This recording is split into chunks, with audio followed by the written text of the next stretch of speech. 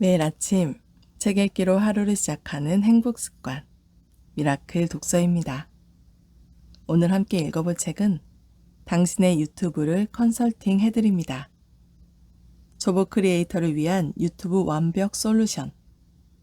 유튜브 랩 강민영 지음 21세기 북수에서 펴낸 책입니다. 먼저 지은이님 소개부터 읽어볼게요. 유튜브 랩 강민영. 유튜브 랩은 유튜브 크리에이터의 성장을 위하여 2017년 만들어진 유튜브 전문 교육 채널이다.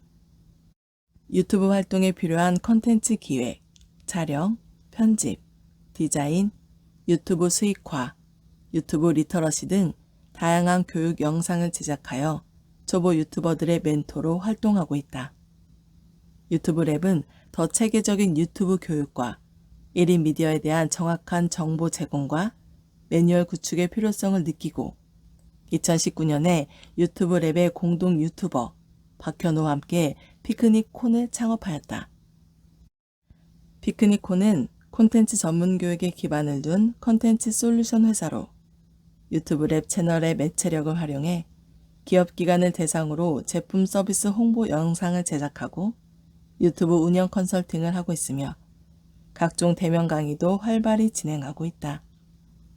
2020년부터는 세종사이버대학교의 유튜버학과 교수로 재작 중이다. 저서로는 유튜브 크리에이터 쉽게 시작하기와 유튜브 기록장이 있다. 차례, 프롤로그, 유튜브를 시작하는 예비 크리에이터들에게. 채널 1, 당신은 유튜브를 진짜 알고 있을까? 채널 2, 유튜브는 콘텐츠 기획이 전부다. 채널 3, 채널 운영 전략은 유튜브 분석이다. 채널 4, 변화하는 플랫폼에 어떻게 대비해야 할까? 아웃사이드, 유튜버를 위한 유튜버. 차례는 이렇게 되어 있고요. 프롤로그부터 읽어보도록 하겠습니다. 프롤로그, 유튜브를 시작하는 예비 크리에이터들에게. 우리 모두에게는 유튜브의 매력에 빠지게 된 저마다의 처음이 있다. 지인에게서 재미있는 영상을 공유받았을 때, 귀여운 우리 아이의 영상을 저장할 곳을 찾아다닐 때, 좋아하는 연예인의 영상이 보고 싶을 때, 유용한 강의를 무료로 듣고 싶었을 때, 일상적이지만 유튜브가 꼭 필요했던 순간들 말이다. 저마다의 이유로 시작하는 유튜브는 이젠 우리의 일상에 너무나 깊이 파고들었다. 유튜브 없이는 하루도 살 수 없다는 호소도 나오고 있으니 단순한 유행을 넘어 유튜브 시대란 말이 과언이 아니다. 팬데믹 이후 유튜버가 신종 직업 혹은 부업으로 더욱 뜨겁게 주목받으며 유튜브나 시작해볼까 하는 사람들이 늘고 있다. 금주, 퇴사, 다이어트와 함께 유튜브 할 거야 라는 말이 직장인 4대 허언으로 급부상한 지도 오래다. 억대 수입을 공개하는 유튜버들의 영상에 시청자들은 유튜브 부자를 꿈꾸기도 한다. 하지만 과연 그냥 영상을 찍어서 올리기만 하면 될까? 당연히 아니다. 물론 운 좋게 반짝, 대박 영상을 만들 수 있지만 지속적인 채널 운영에는 많은 노력이 필요하다. 그러니 누구나 도전할 수 있지만 아무나 성공할 수 없는 유튜브의 세계에 발을 들여놓기 전에 진짜 유튜브 시작할 준비가 되었는지 점검해 보아야 한다. 보통 유튜브 시작의 점검이라 하면 영상의 소재를 정하고 촬영 장비나 편집 프로그램을 다룰 수 있는지를 확인한다. 하지만 새로운 콘텐츠를 만들어내는 작업을 위해서는 유튜버적 관점이 먼저 필요하다. 내 채널의 주된 콘텐츠 장르는 무엇인지, 나는 왜 이 장르를 선택했는지, 이 장르를 좋아하는 사람들은 누구인지, 그들이 주로 시청하는 공간은 어떠한지, 그들이 콘텐츠를 보는 자세는 어떠한지, 내 콘텐츠의 차별점은 무엇인지, 영상의 분위기는 한마디로 설명이 가능한지, 인기 있는 콘텐츠의 매력 포인트는 무엇인지 등 구체적이고 디테일한 질문들에 답할 준비가 되어 있을 때 비로소 성공한 크리에이터로 한 발 가까워질 수 있다.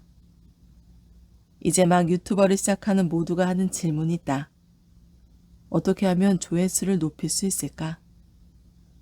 유튜브 조회수를 높이고 싶다면, 구독자 수를 늘리고 싶다면, 특별한 비법을 찾기 전에 유튜브에 대해서 제대로 살펴보아야 한다. 크리에이터와 시청자, 광고주 간의 관계, 수익 플랫폼으로서 유튜브를 이해하게 되면 수치를 높이기 위해 해야 할 단계들이 눈앞에 그려질 것이다. 이제는 단순히 시청하는 것을 넘어 유튜브를 시작해야 할 때다. 유튜브에 빠져든 처음을 돌아보며 또 우리의 일상 속에 자리한 유튜브와 유튜브 콘텐츠, 관련 이슈들을 짚어보며 우리 안의 유튜브 능력치를 한껏 끌어올려야 할 때이다. 이 책을 통해 빠르게 변화하며 방대한 콘텐츠를 쏟아내는 유튜브 세상에서 살아가기 위해 유튜브를 어떻게 활용해야 하는지, 어떤 삶의 자세를 견지해야 하는지, 어떤 능력을 키워야 하는지 확인해 보기를 바란다. 채널 1. 당신은 유튜브를 진짜 알고 있을까? 당신은 어떤 유튜버인가?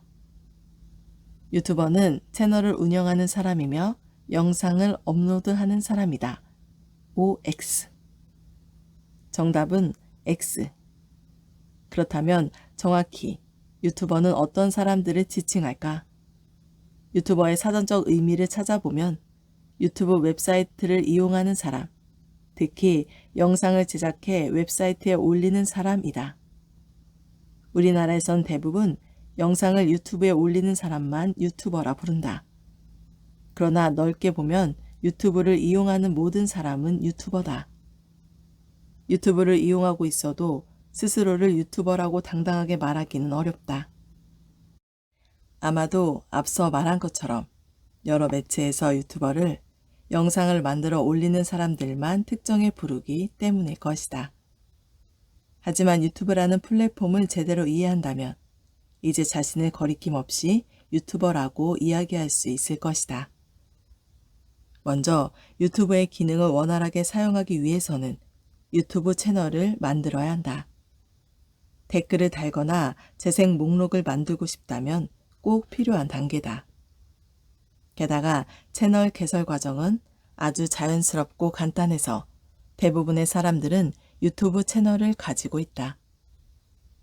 채널을 지니고 있다는 것은 곧 영상을 올릴 수 있다는 말이다.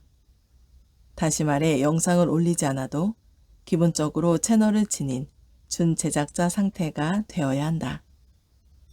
지금은 영상의 시청자지만 언제든지 영상의 제작자가 될 수 있다는 의미다. 나는 앞으로도 지금처럼 그냥 영상만 볼 건데? 라고 생각해도 이미 당신은 유튜버다. 트위터 이용자를 트위터리안이라고 하는 것처럼, 인스타그램 이용자를 인스타그래머라 하는 것처럼 유튜브 이용자 또한 모두 유튜버다. 유튜브라는 플랫폼에 관심을 가지고 이 책을 집어들어 책장을 넘기고 있는 당신도 이미 유튜버다. 당신은 어떤 유튜버인가? 그리고 어떤 유튜버가 되고 싶은가? 영상을 올리고 채널을 적극적으로 운용하는 유튜버? 크리에이터들이 올린 컨텐츠를 소비하는 유튜버? 언젠가는 영상 업로드에 한번 도전해 보려고 생각하고 있는 유튜버? 당신이 어떤 유튜버가 되고 싶든 유튜브라는 플랫폼에 대해 좀 더 면밀히 살펴봐야 한다. 생각 외로 많은 유튜버들이 유튜브에 대한 이해도가 낮은 편이다. 유튜브 플랫폼을 이해하고 있다는 것은 영상을 제작하고 올리고 댓글을 다는 기본적인 조작 능력만을 말하는 것이 아니다.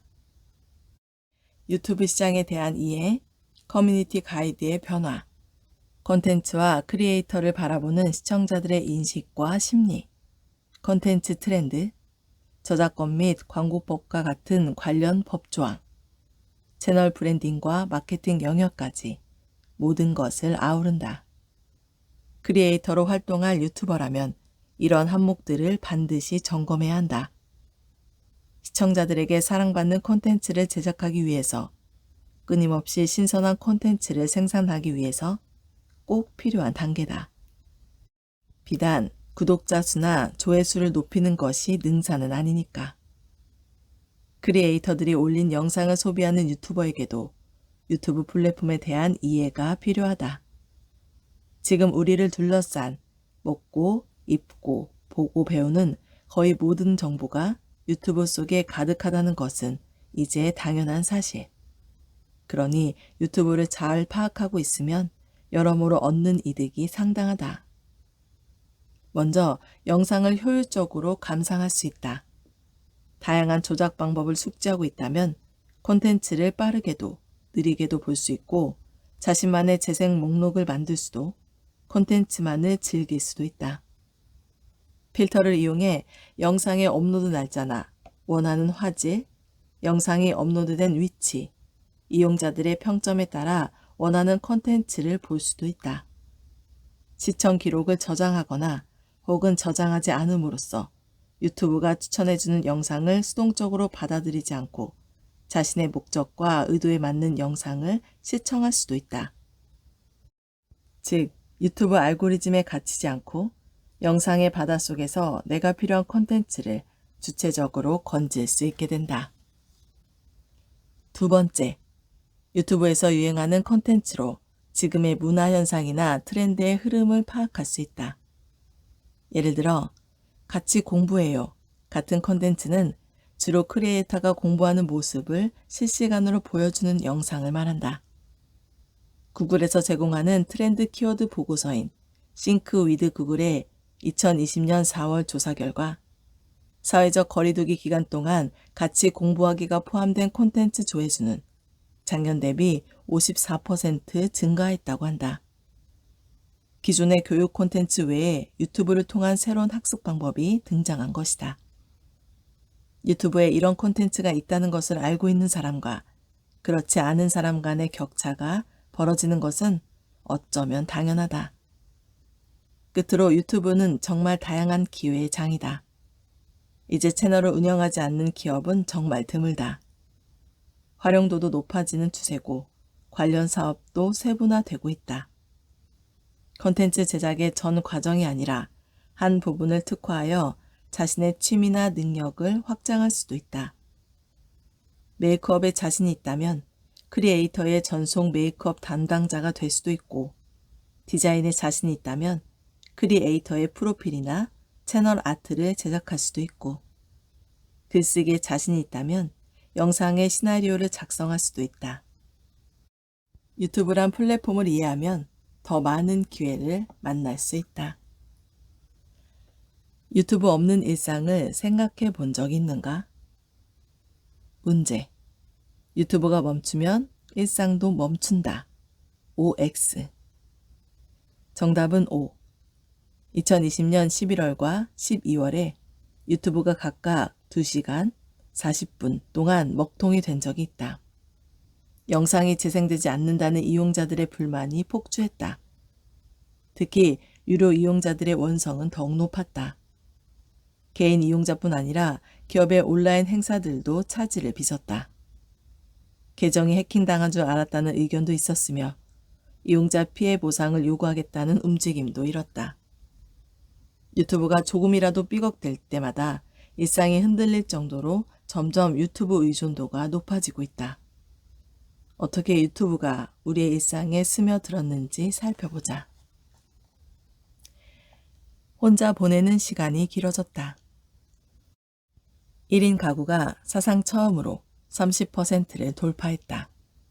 1인 가구의 92%가 유튜브를 매주 시청하며 그중 35%는 유튜브를 매일 이용하는 헤비 사용자라고 한다. 다른 형태의 가구에 비해 1인 가구는 혼자 보내는 시간이 길다. 이들은 혼자서 밥을 먹을 때나 외로움을 느낄 때 유튜브 콘텐츠로 헛헛함을 달래고 사람 간의 소통을 대체하는 것으로 추측한다.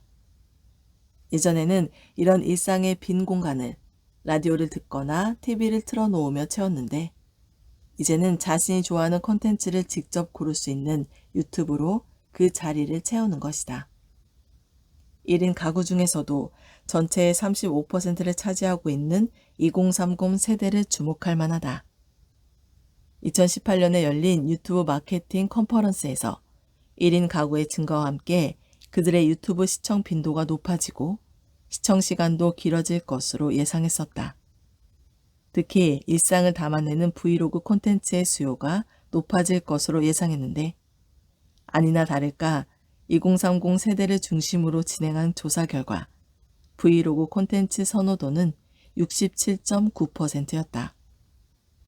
그들은 브이로그 콘텐츠를 선호하는 이유를 이미지보다 생생하게 담아낼 수 있어서 동영상 콘텐츠가 더 익숙해서 사람들과 공감하고 소통하기 유용해서 대리만족을 느끼기 때문 순으로 꼽았다. 유튜브로 공감하고 소통하고 대리만족을 느낀다는 답변은 앞으로 1인 가구의 유튜브 시청이 계속될 것이고 더욱 늘어나리라는 것을 보여준다. 어떤 이들은 1인 가구 수가 증가한 만큼 유튜브 사용기간이 길어지는 게 유튜브에만 해당되는 특이한 현상이 아니라 다른 SNS에도 해당되는 게 아니냐 되묻는다. 1인 가구는 혼자 지내는 시간이 많으니 인터넷 사용량도 높을 것이고 자연히 SNS를 많이 할 것이라 생각하기 쉬우니까. 하지만 2011년 이후 처음으로 2018년 SNS 이용률이 65.2%로 이전에 비해 3% 하락한 조사 결과가 나온 것을 보자. 2019년 결과에는 63.8%로 그보다 1.4% 감소했다. 즉, 유튜브를 제외한 SNS 이용률은 계속해서 조금씩 낮아지는 추세다. 이들이 SNS를 이용하지 않는 이유로 꼽은 가장 큰 이유는 75.5%로 필요가 없어서였다. 유튜브가 SNS 사용률을 낮춘다고 보기도 하는데 그 이유는 꽤 합리적이다. 유튜브 커뮤니티와 댓글을 통해 소통을 활발히 하기 때문에 충분히 SNS를 대체한다고 분석하고 있다. 지금은 취향의 시대. 최근 트렌드 서적들을 갈무리하면 취향이란 단어로 압축할 수 있다. 2018년 취미생활 관련 인식조사에서 80%에 달하는 응답자가 자신만의 확실한 취향을 갖고 싶다고 밝혔다. 93.4%가 개인의 취향은 존중되어야 한다고 답했으며 개인의 취향을 중시하는 것이 하나의 트렌드가 된 것 같다는 이야기에 82.3%가 동의했다. 본인의 취향을 반영하는 분야는 음악, 영화, 드라마와 같은 대중문화가 70%로 가장 높게 나왔다. 이러한 조사 결과는 자신의 취향인 제품이라면 기꺼이 비용을 지불하거나 시간을 들일 용의가 있다는 사람들이 많아지고 있다고 읽어낼 수 있다. 이와 비슷한 경향은 콘텐츠 소비에서도 이어진다. 유튜브는 알고리즘을 통해 시청자의 취향을 제대로 파악하고 그에 어울리는 콘텐츠를 추천해준다. 유튜브의 최고 상품 담당자 닐 모한이 이야기한 바에 따르면 유튜브 이용자들은 시청시간 70%를 추천 영상을 보는 데 쓴다고 하니 추천이 꽤 적절한 모양이다. 알고리즘은 검색어, 시청 방식, 시청 시간 등에 따라 시청자의 취향을 읽어내고 비슷한 취향의 다른 시청자들에게 좋은 반응을 얻은 컨텐츠를 보여주며 다양한 필터를 통해 이용자에게 딱 맞는 컨텐츠를 찾아 제공한다. 이 추천과 그에 반응한 영상 시청이 반복되면 사용자의 취향 데이터가 쌓이게 된다. 그러니 내 입맛에 맞는 콘텐츠가 나타나게 되고 시청자는 영상 보기를 멈출 수 없다. 나 이런 거 좋아하네? 와 같은 반응이 그래서 나오는 것이다. 물론 페이스북, 인스타그램 등과 같은 SNS 운영 시스템에서도 콘텐츠를 추천하는 알고리즘이 사용된다. 하지만 유튜버와는 약간 차이가 있다. 페이스북 뉴스피드 랭킹 프로덕트 매니저인 라며 세두라마는 페이스북 뉴스피드 알고리즘에 대해 설명한 바 있다. 페이스북의 경우 사용자가 어떤 페이지, 어떤 친구를 팔로우했고 그들의 게시글에 얼마나 반응했는지에 따라 뉴스피드에 뜨는 콘텐츠가 달라진다고 했다. 인스타그램의 경우도 이와 비슷하다. 이용자가 보인 반응과 이용자 간의 상호작용한 방식이나 정도, 그리고 최근에 올린 콘텐츠 등을 기준으로 피드에서 보이는 게시물이 결정된다. 어떤 콘텐츠에 보인 반응에 묻어난 취향에 따라 비슷한 알고리즘으로 운영되는 것처럼 보이지만 유튜브와 다른 SNS 사이의 인간관계라는 차이점이 뚜렷하게 자리 잡고 있다. SNS에서는 나와 비슷한 가치관, 생각을 하는 사람들과의 관계가 중심이 되기 때문에 학교, 직장, 종교 등 활동 범위가 겹치는 사람들과만 소통하고 콘텐츠를 나누게 된다.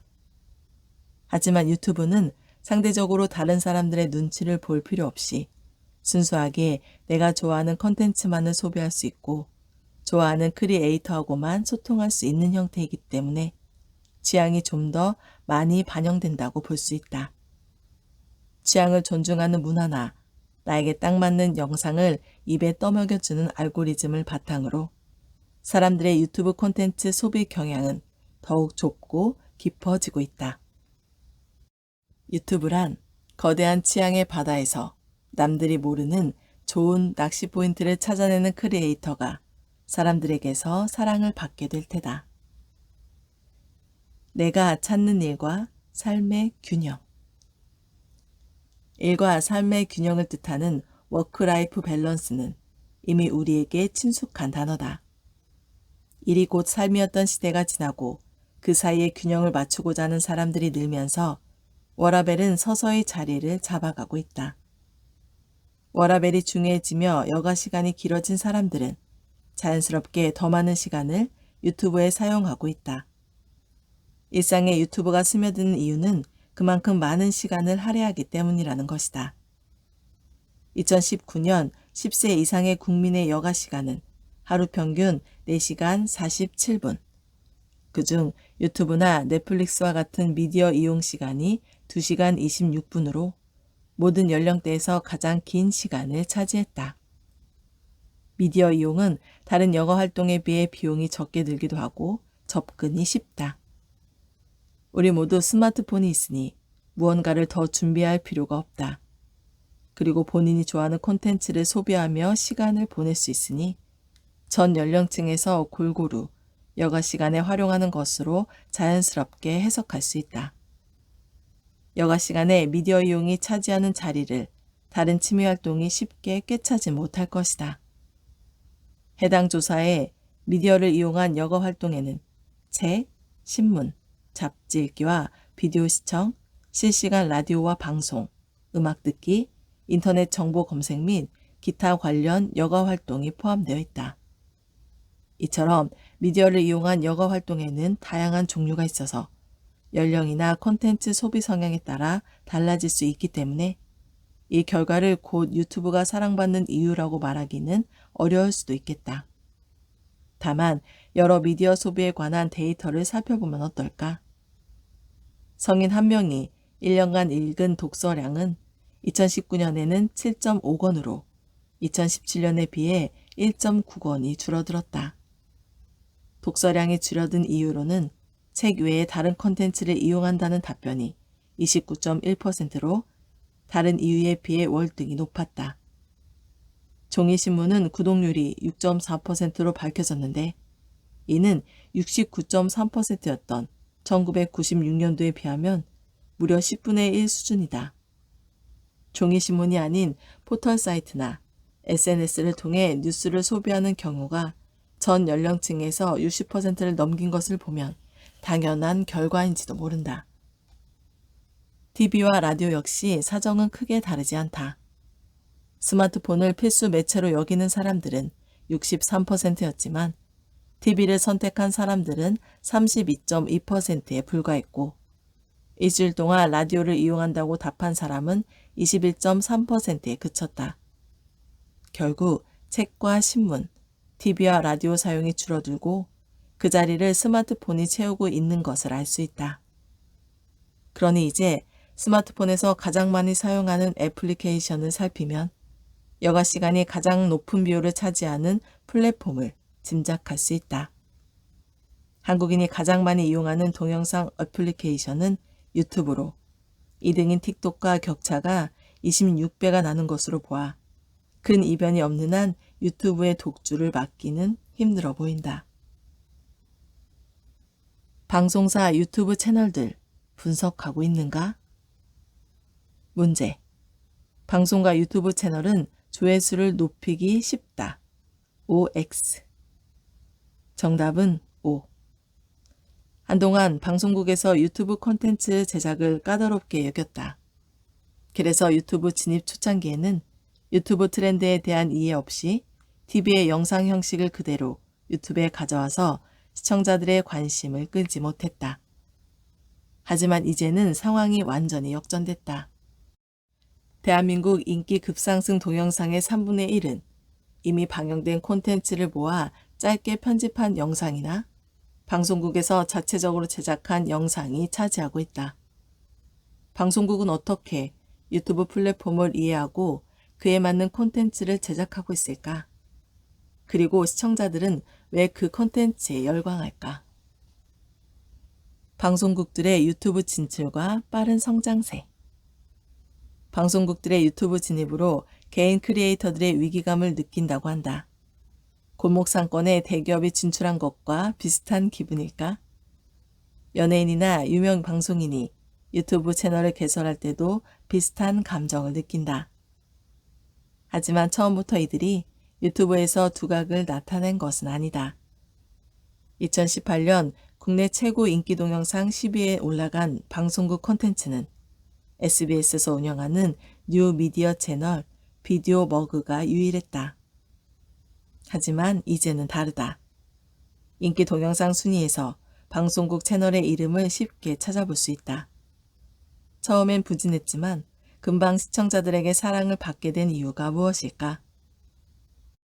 KBS 프로그램 끝까지 깐다에서 예능 촬영 현장에 투입되는 인원을 밝힌 적이 있다. 연예인 6명, 경호원 6명, 조명 6명, 카메라 22명, 음향 6명, 진행 10명, 연출 PD 7명, 연출 FD 2명, 작가 8명, 차량 15명으로 총 88명이 투입된다고 한다. 드라마의 경우 1분을 제작하는데 1시간에서 1시간 30분의 촬영 시간이 필요하다고도 한다. 이러한 기존 TV 프로그램의 제작 여건에 비해 유튜브 영상은 훨씬 적은 인원과 저렴한 비용으로 제작할 수 있다. 인력과 시간, 비용 면에서 방송국이 압도적으로 유리하기 때문에 이전에 방송국에서는 유튜브를 아마추어의 것이라고 여겼던 것 같다.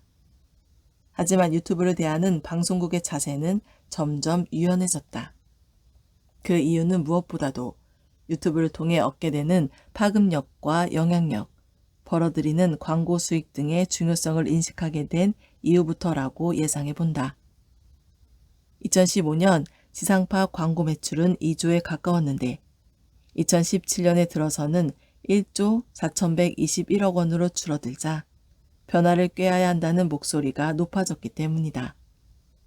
방송사업 매출이 점점 떨어지고 있으니 자연스럽게 유튜브 광고 조회 수익과 유튜브를 통한 광고 콘텐츠 제작으로 벌어들일 수 있는 수익에 눈을 돌린 것이다.